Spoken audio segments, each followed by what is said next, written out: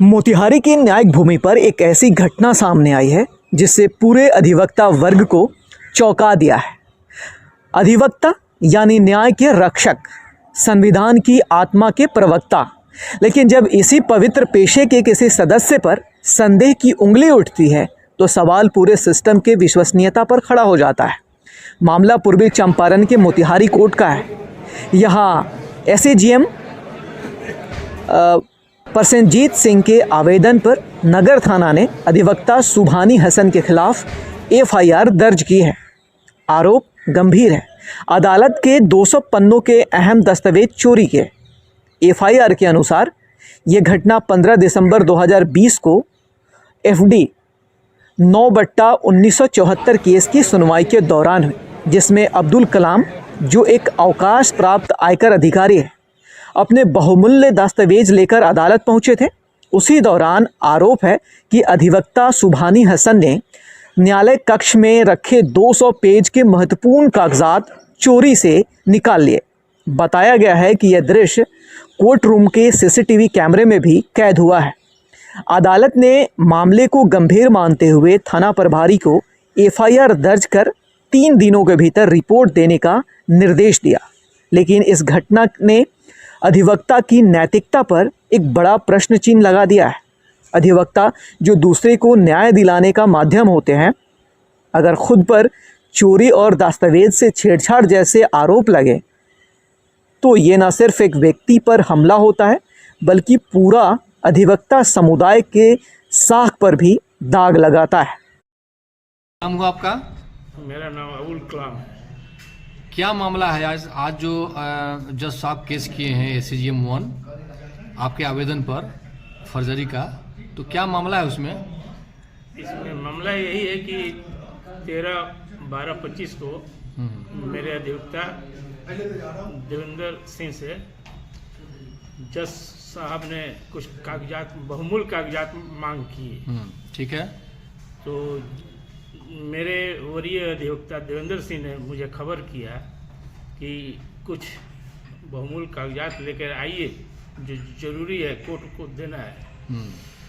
तो मैं 15/12/25 को, चूँकि वो दिन मेरा केस का डेट भी था, मैं अपने अधिवक्ताओं के साथ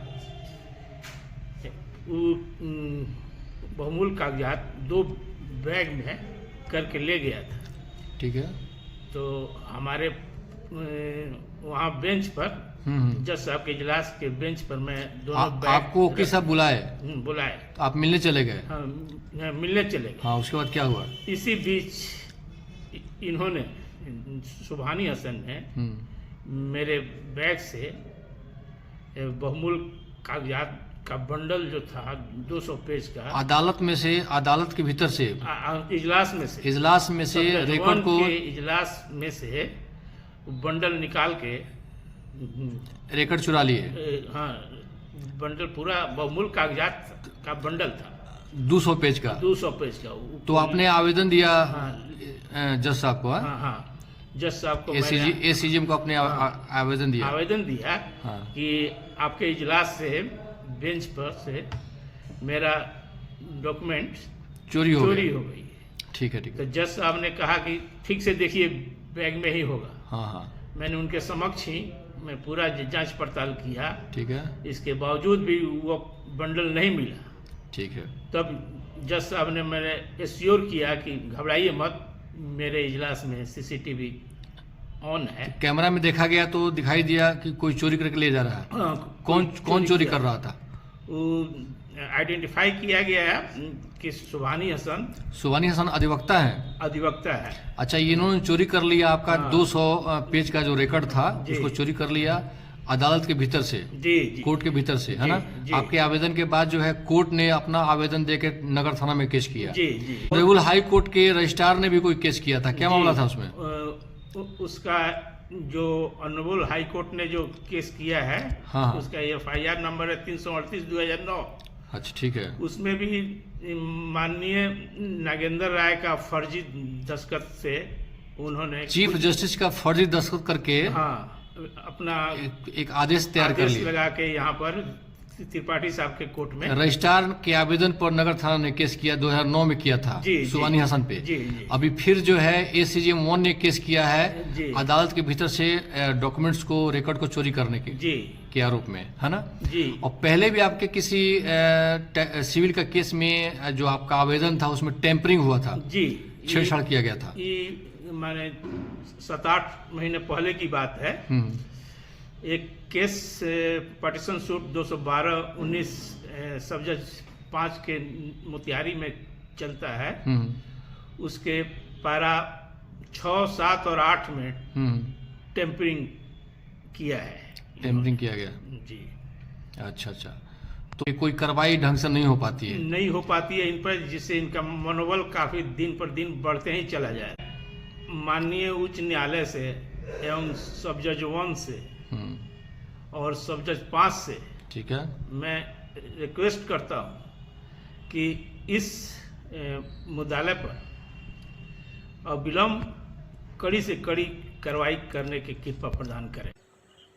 सुबानी हसन पर ये पहला विवाद नहीं है। इससे पहले भी उनके खिलाफ हाईकोर्ट के आदेश से छेड़छाड़ करने के आरोप में मामला दर्ज हुआ था, जो स्थानीय और राज्य स्तरीय समाचारों में चर्चा का विषय बना था। हालांकि ज़्यादातर अधिवक्ता इस मामले में मीडिया के सवाल से बचते नजर आ रहे हैं। जिला बार एसोसिएशन संघ के पूर्व महासचिव नरेंद्र देव ने आरोपित अधिवक्ता के पक्ष में अपनी दलील दी। आइए सुनते हैं पत्रकार और अधिवक्ता के बीच क्या बातचीत हुई। कोर्ट को बुला के पूछ लेना चाहिए था थोड़ा सा, देन आफ्टर FIR का आदेश करना चाहिए। क्या उसमें पूछ लेना चाहिए था उनको, है ना? निश्चित पूछना चाहिए था अधिवक्ता को बुला के, क्योंकि अधिवक्ता उसमें ऑलरेडी पार्टी थे। अच्छा, है ना? तो वही केस किए थे जिन अधिवक्ता एक पर आरोप है। अच्छा, समझे ना? तो बेग अगर लेके चले गए धोखा में, माने धोखा में ही चले गए, तो कोर्ट को बुला के पूछना चाहिए था CCTV फुटेज के आधार पर क्या बात हुई। अच्छा, हाँ, ऐसा कोई घटना नहीं था कि मुकदमा ही हो सके, क्योंकि कोर्ट का मैटर का बात था। बहुत सारा फाइल हम लोग का रहता है, लेके दूसरा कोई चला जाता है, तो इसका मतलब वो केस हो जाएगा। हाँ। यह एक जल्दीबाजी में केस हुआ है। थोड़ा सा वो बता रहे थे CCTV फुटेज में दिख रहा है कि मेरे बैग से निकाल के लेके जा रहे हैं। नहीं, बैग ही लेके जा रहे हैं, बैग से निकाल के नहीं, बैग ही लेके चले गए हैं। बैग ही उस टेबल पर रखा हुआ था, समझे ना? बैग ही लेके चले गए। अच्छा। अब पहले भी हाई कोर्ट के रजिस्ट्रार कोई केस किए थे इन पर, ऐसे टेम्परिंग का मामला लेके? हाँ, हाई कोर्ट का रजिस्ट्रार केस किए थे टेम्परिंग, क्योंकि ऑर्डर में एक टेम्परिंग था तो केस किए थे। जस्टिस का सिग्नेचर नकली कर दिए थे। नहीं, ये नहीं किए थे। देखिए, जिस क्लर्क को दिए थे वहाँ ब्रीफ, उस क्लर्क ने ऑर्डर प्रोवाइड किया था। अच्छा, तो वह FIR केवल अधिवक्ता पर अधिवक्ता ला के थोड़ी दिया।